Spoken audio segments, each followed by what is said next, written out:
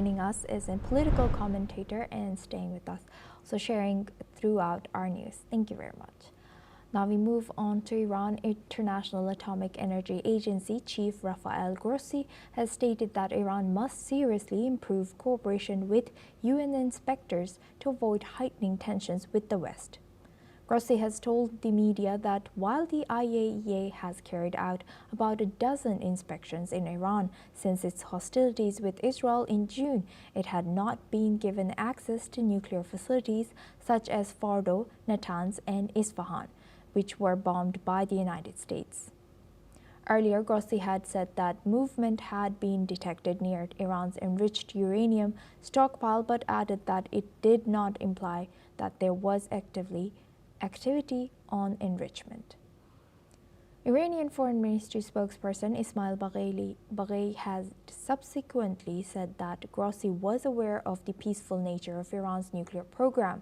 Iranian officials have blamed the IAEA for providing a justification for Israel's bombing, which began the day after the IAEA board voted to declare Iran in violation of obligations under the Nuclear Non-Proliferation Treaty.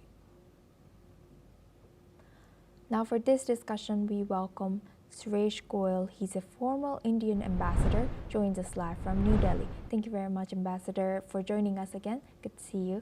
Ambassador, how might a limited IAEA access to Iran's nuclear sites affect a global confidence in the country's commitment to non-proliferation?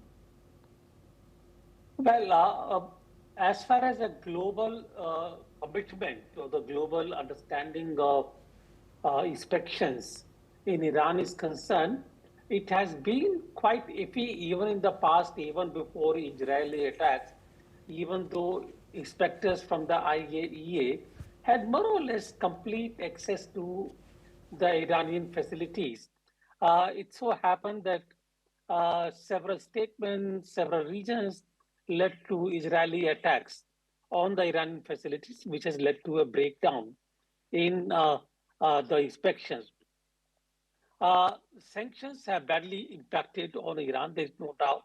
At the same time, it is doubtful that Iran is going to completely submit or yield to Western pressure on this issue. The nuclear program is important to them, the regional security as far as they can see.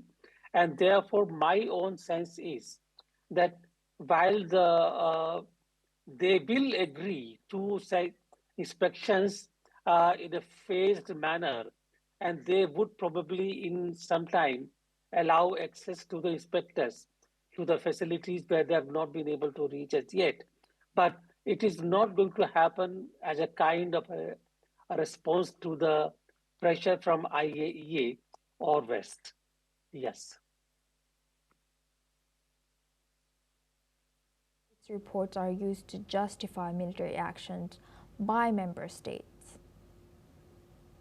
Sorry, I didn't hear that question. Can you repeat? Yes, please? Yes.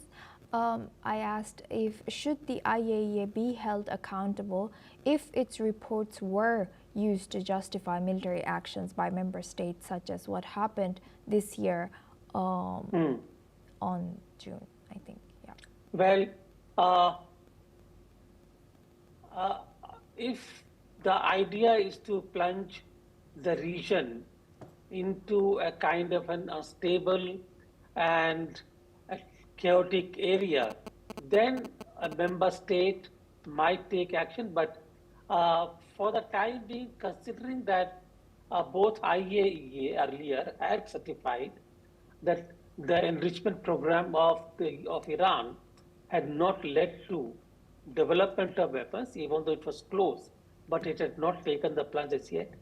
Therefore, I do hope that there is no action by the member states, precipitate action, which could actually then cause more chaos in the area. What is needed is increased pressure from IAEA to open up Iranian facilities for inspections.